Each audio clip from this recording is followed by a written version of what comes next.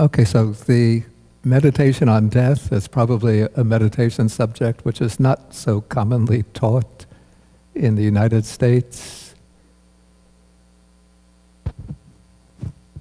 but it's one of the more popular meditation subjects amongst the Asian Buddhists, and it's also an extremely important meditation topic because, the aim of the Buddha's teaching is to see things as they really are.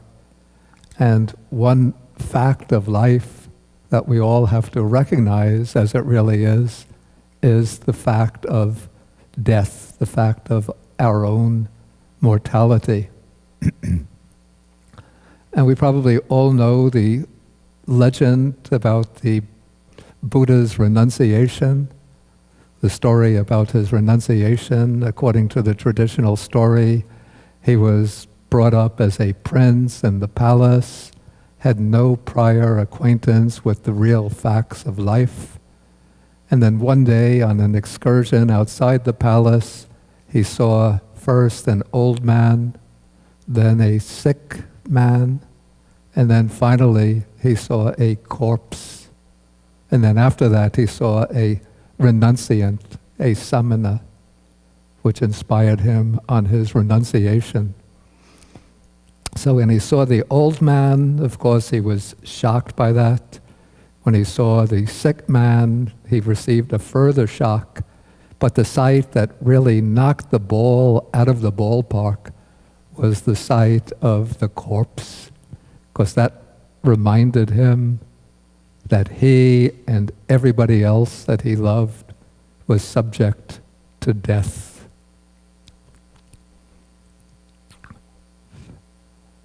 Okay, so when we undertake the meditation on death, we are in a way enacting the Buddha's own process of awakening to the truth of life. We're sort of piercing through the delusion of permanence that usually envelops the mind, and we're coming to recognize that our own life is moving towards its end, towards its termination, towards death. And the meditation on death has several purposes in Buddhism. Let me just get my notes to remind me. Okay, one benefit is that it helps us to distinguish, I would say one benefit is that it helps us to order the priorities in our life, to distinguish what is really worthwhile and valuable, what is essential in life, and what are the trivialities in which we very often get caught up in our minds. The trivialities that take us away from the essence, all of the fascinating things, the attractions, the enjoyments, the amusements in which our minds get enveloped and wrapped up, and then we lose sight of what is valuable and essential. And so when we recognize the fact of death, that our time here is limited, then it comes as a kind of stark reminder that we should order our priorities properly, devoting a more substantial part of our time and of our attention to those things that are truly conducive to our benefit, and put on the sidelines, on the margins, the distractions, the amusements, the enjoyments that pull us away from what is really valuable and essential. Also, when we do, a second benefit of this practice is that when we do the practice, the meditation on death, regularly, it doesn't mean as a daily practice, but do it at least occasionally, or every day at least remind ourselves of our mortality, then it helps us to face death when it actually occurs. Because usually we sort of, as I said, we have this kind of veil over the mind which obscures from our mind the fact that we're going to die. And yet we can die at any time completely unexpectedly. When you read about, say, in the newspapers or on the news reports about people, in a nightclub in Orlando, they're enjoying themselves, suddenly they're shot down. None of them expected that night they're going to die, but death came suddenly and unexpectedly. Or people, caught in a suicide bomb, or people caught in an automobile accident, a plane crash. Everybody goes about their activities thinking, okay, I'm 40 years old now. I'm not 40, but thinking, I'm 40 years old now, I have another 45 years to go. But we don't know for sure. And yet when death comes, if it comes unexpectedly like that, we're caught completely off guard, and then the mind is just overcome by a momentary panic. Wow, I'm being wiped out. But if we practice the meditation on death regularly and recognize we might die any time, then if death comes suddenly and unexpectedly, we can bring up that perception of death and see that, okay, this is the dress rehearsal that we've been going through, day after day. Now, the screen is opened up, we're before the audience, and we know our lines. So we could go through the experience with courage, with equanimity, fearlessly.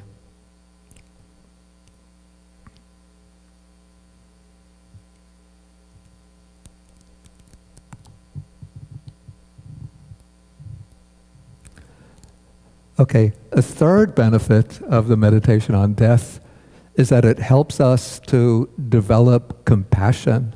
In a way, you could say that the meditation on death goes hand in hand with the meditation on compassion, because when we extend the perception of death from ourselves to others, then we recognize that all other human beings and all other sentient beings are subject to death. And so then we're able to empathize with them, to identify with them, and to extend, our deepest feeling of identity with them, to take in the fact that they also will be facing death. And this helps to sort of water the seed of compassion, or open the heart to compassion for others. Another benefit in the practice of the meditation on death is that it reminds us of the need to prepare for our future existence.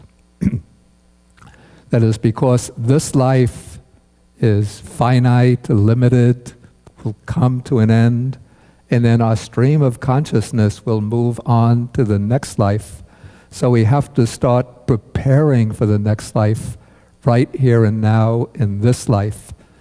And that means that the reminder of the recollection of our mortality, the meditation on death, reminds us of the need to avoid unwholesome activities that generate negative karma, and instead to engage in wholesome activities that will generate merit or good karma, so that we will ensure ourselves of a fortunate or happy rebirth into the next existence.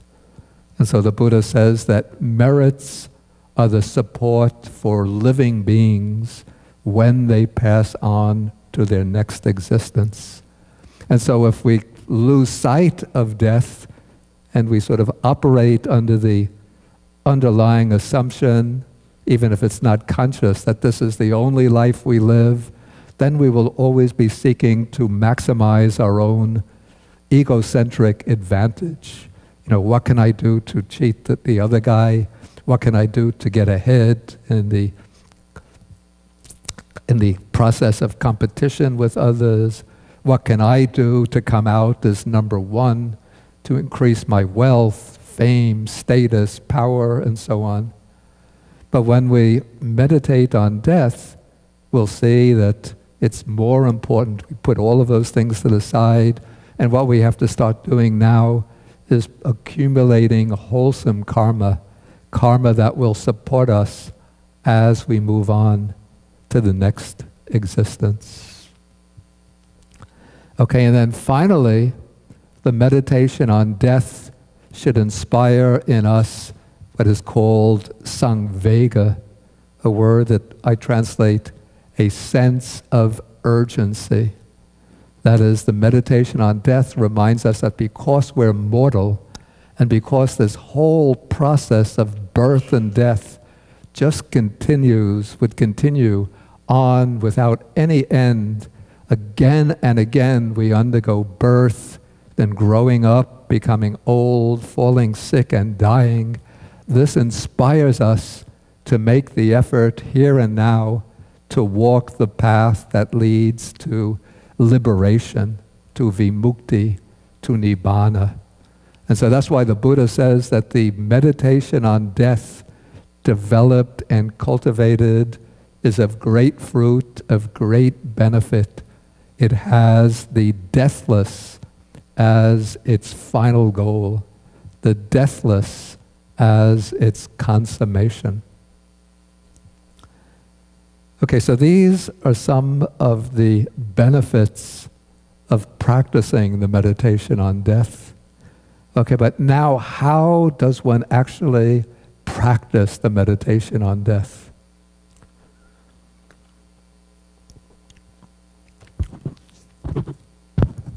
And in the suttas, the Buddha lays down like many suggestions, many ideas that can be used to practice the meditation on death.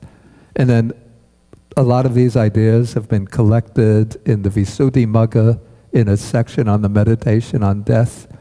But what I found is that the ideas, both in the suttas and in the Visuddhimagga, are set down in a somewhat random way without any system behind them. But many years ago, I found a book in the library that we had in Kandy, in the Forest Hermitage in Kandy. It was called a handbook, I think it was called the Tibetan Handbook of Mental Development, which had been published by the Library of Tibetan Works and Archives in Dharamsala in India.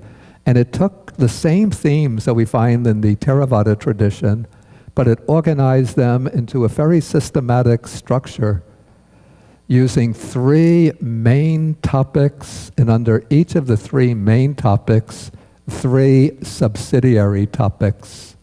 And so I took that and I used it as my own framework for doing the meditation on death.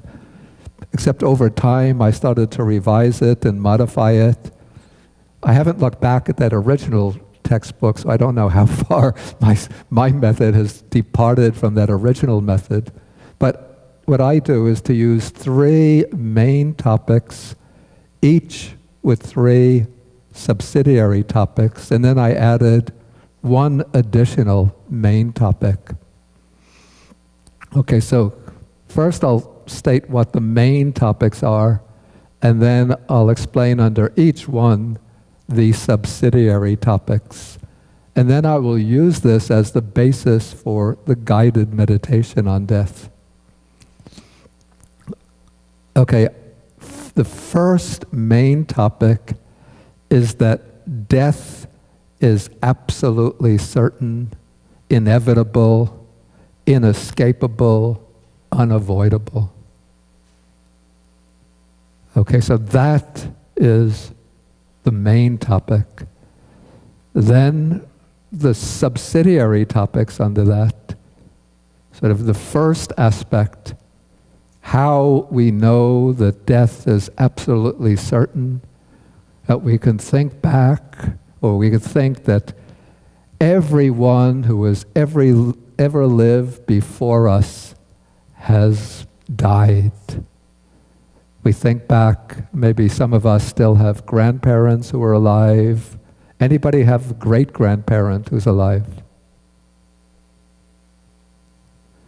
Okay, so all of our great-grandparents, great-great-grandparents, and generations before them have all died. None of them has continued up to the present.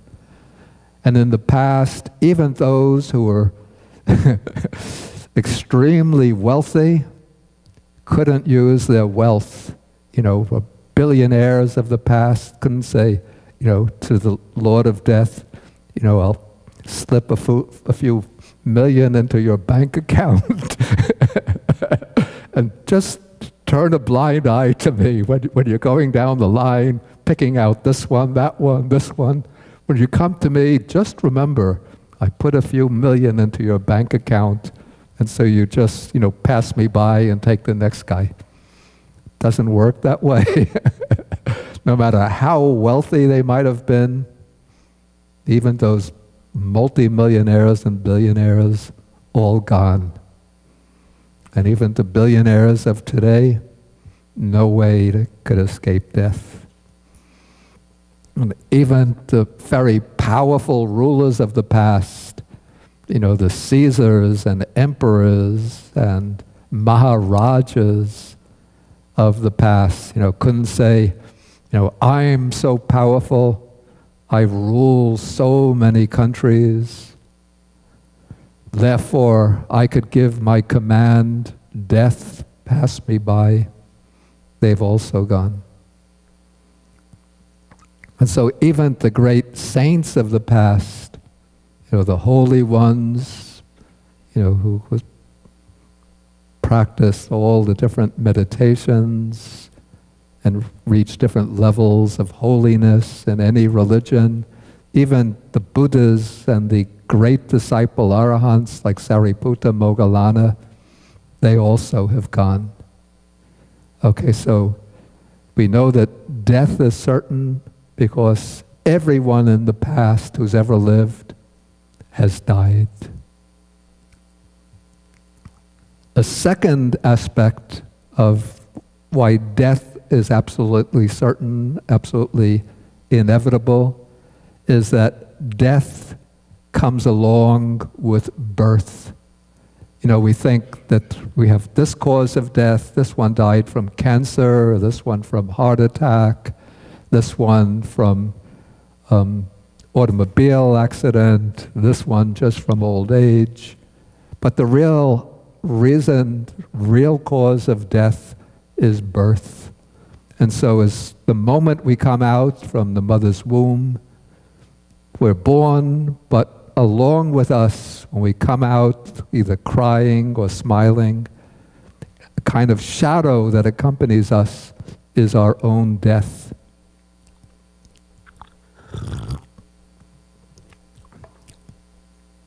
And death is accompanying us not only at birth, but at all through our life.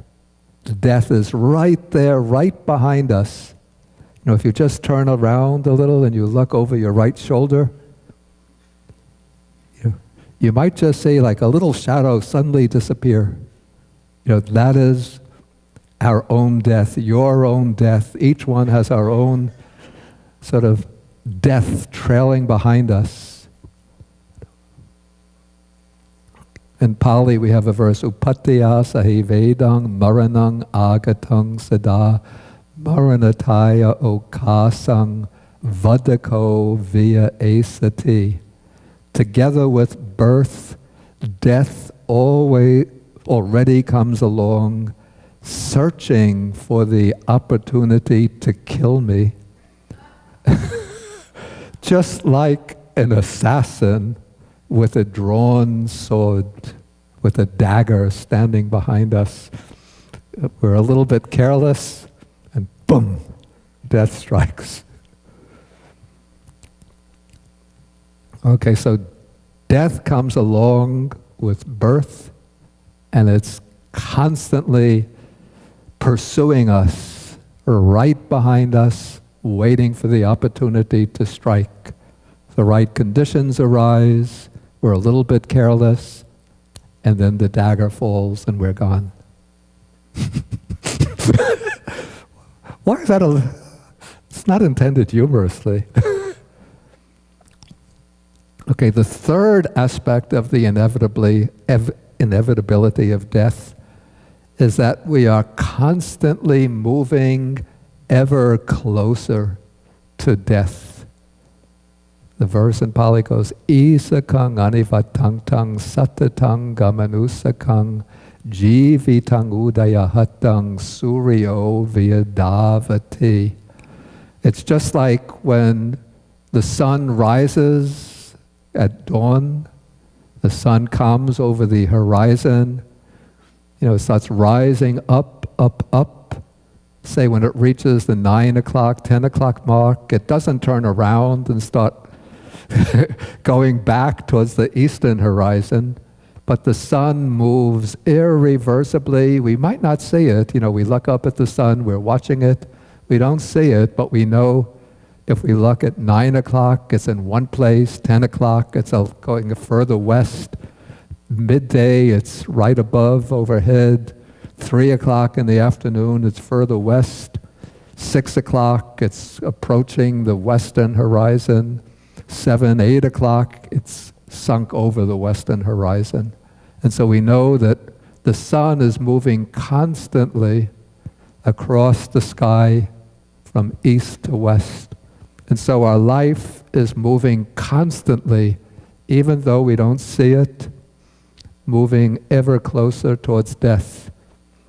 We look in the mirror every day when we get up, and the face always looks the same. But if we were to see interval shots, here I am at 10 years old looking in the mirror, one appearance. 16 years old, another appearance. 27 years old, a different appearance.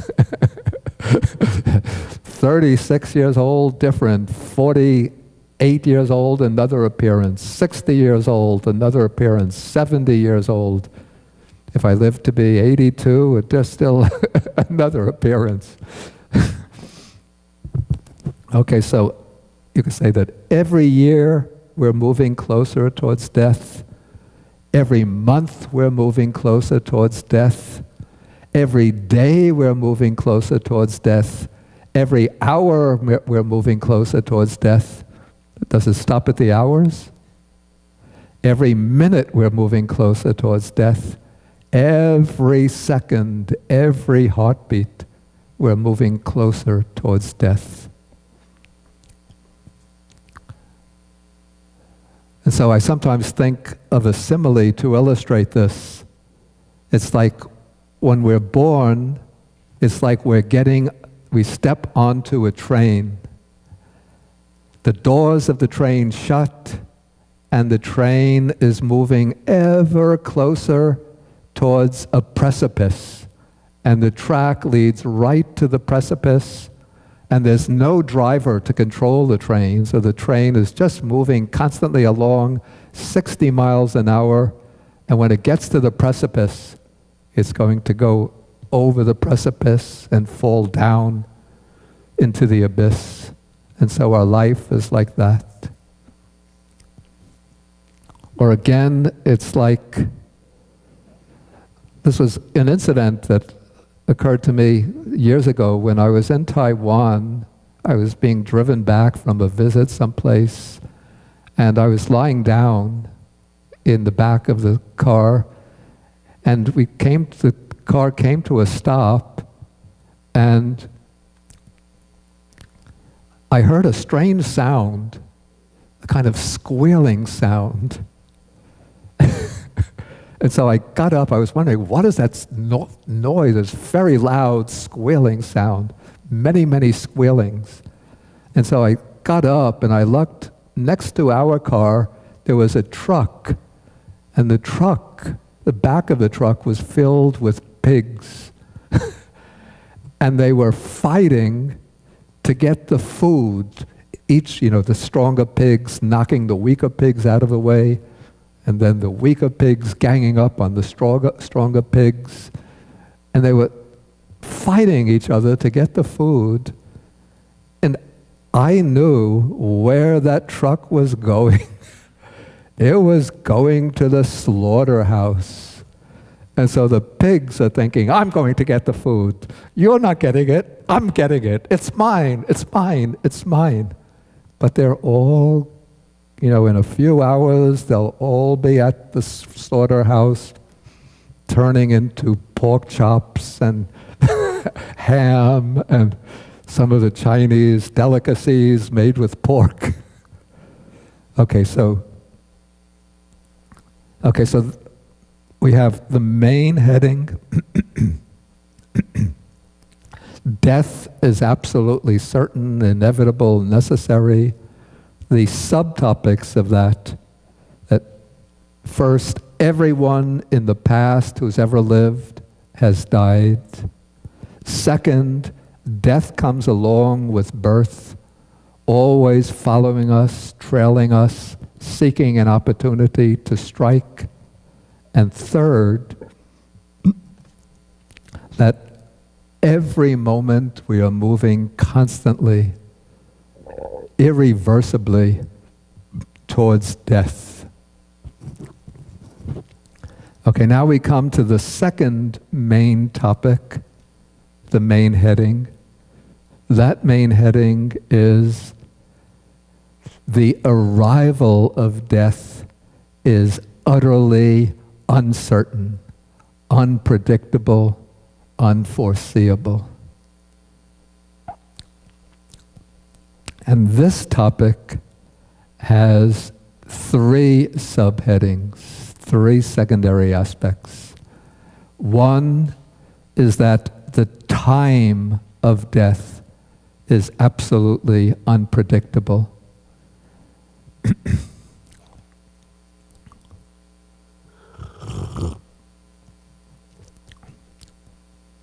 It's unfortunate that it's so hot today, because I wanted during one of the break periods to take us to what's called the 1,000 Lotus Terrace. I don't know if all of you have visited the 1,000 Lotus Terrace. You might pass it and wonder what it is. But what it is a place where they put the remains of people who have been cremated in boxes, and then they install them along these two walls. It's a kind of, it's not the crematorium. The crematorium is the place where they cremate the body. They call it, it's a big word that I can hardly remember, condilibrium? Let's call it a burial ground for cremated remains. And each box has a little slab on it which tells the date of birth and the date of death of the person whose remains are in that box. And I found it fascinating when walking along there. Sometimes you might see somebody, born 1904, died 1996. So long lifespan, 92 years. Somebody else may be born 1930, died, 1982. So lifespan 52 years. Somebody else, lifespan 70 years. Others, lifespan 30 years, 20 years. Some may be born 1994, died 1995. 1 year lifespan. Some born could have been like May 17th, 1994, died May 21st, 1994, a lifespan of 4 days.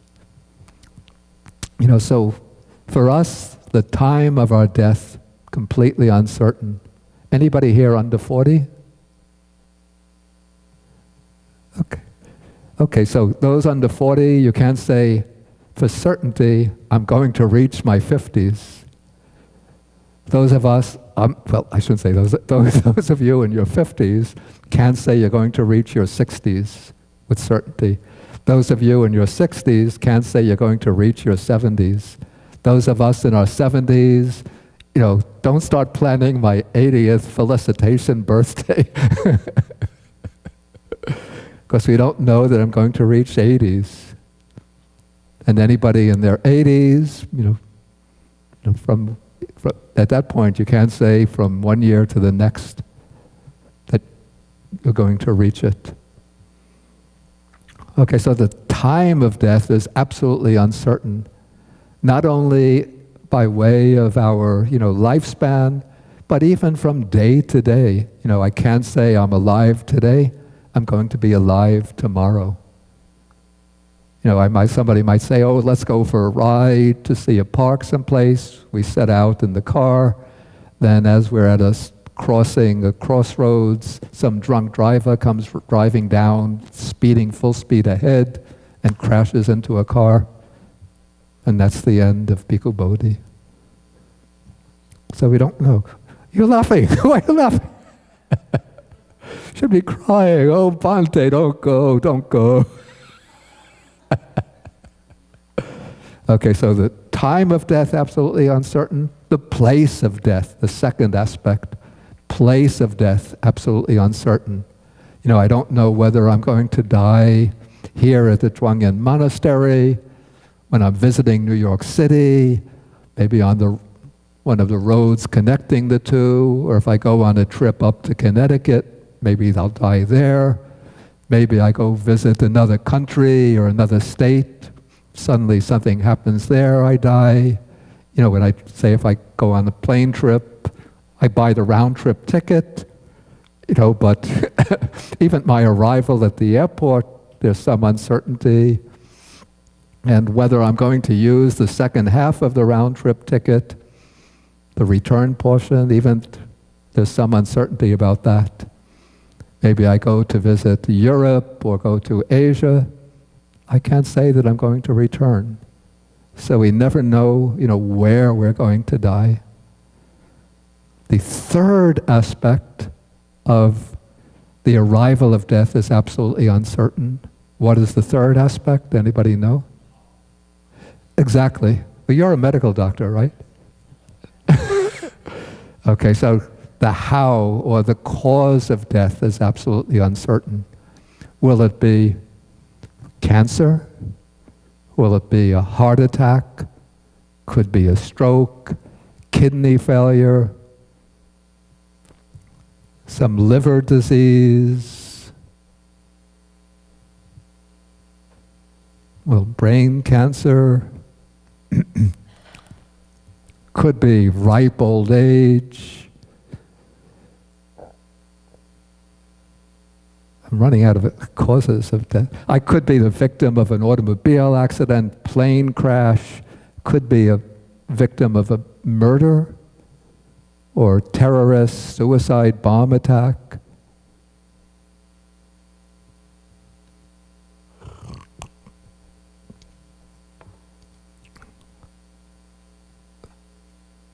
Could get some communicable disease like Ebola fever, though, it's unlikely here. Some other kind of fever. Diphtheria, do we get that these days? Anyway, there are many, many causes of death, and we have absolutely no idea what the cause of our death will be. Okay, so this takes care of the aspect of the arrival of death that's absolutely uncertain. Absolutely uncertain with regard to time, uncertain with regard to place, uncertain with regard to cause. Okay, the third main topic is when death takes place, I must give up everything.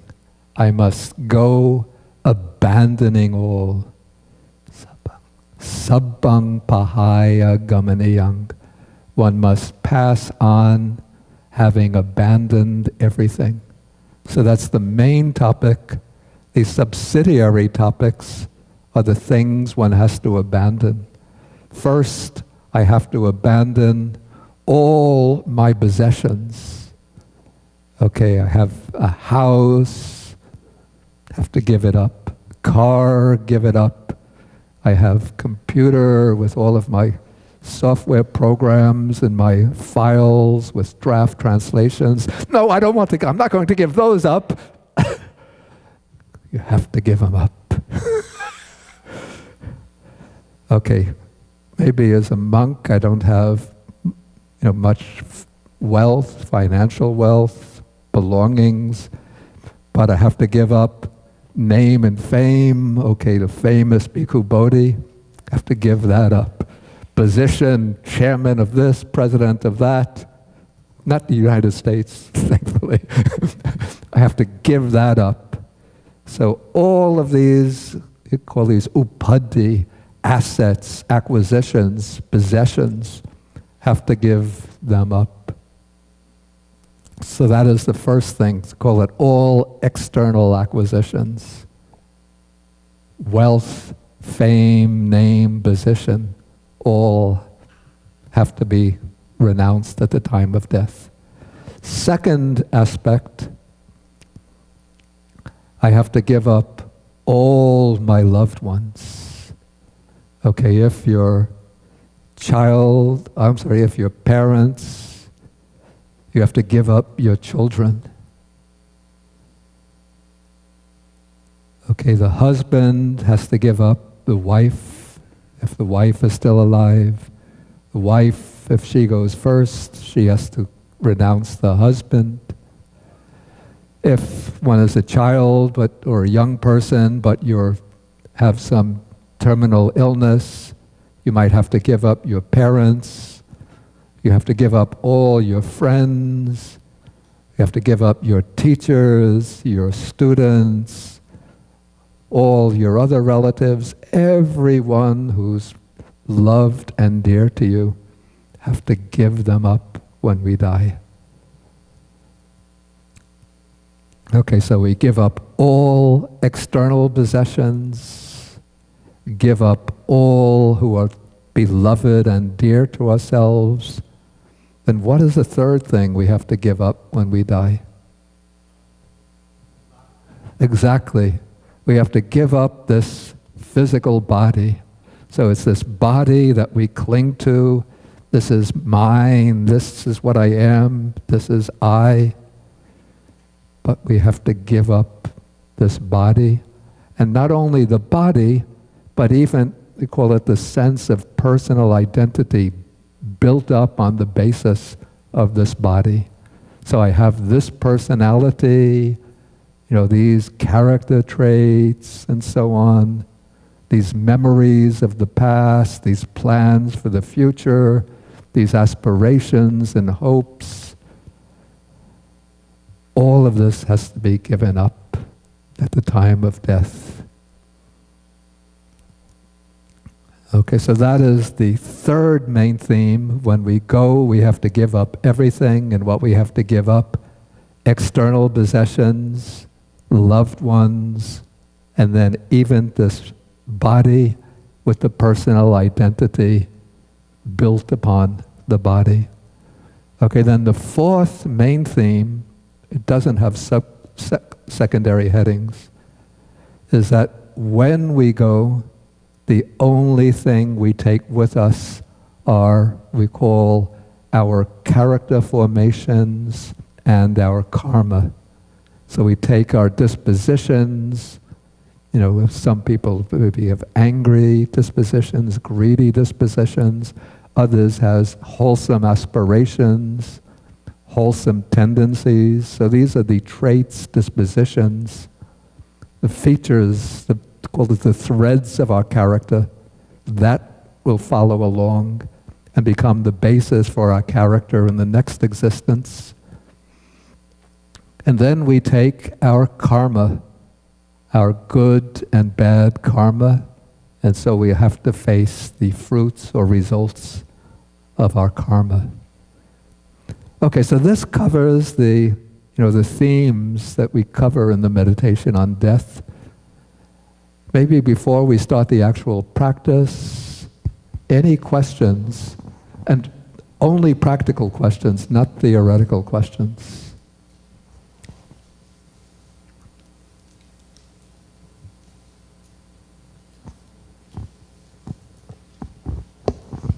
Okay.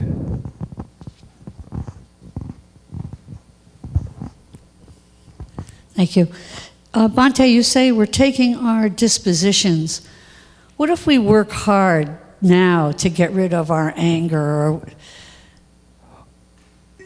happens? Yeah, that is a wholesome disposition that would also come along. So, of course, there'll still be, until we become anagamis, non-returners, there's still the disposition to anger is still there. And if we've had an angry character, that might manifest in the form of an angry tendency in the next life.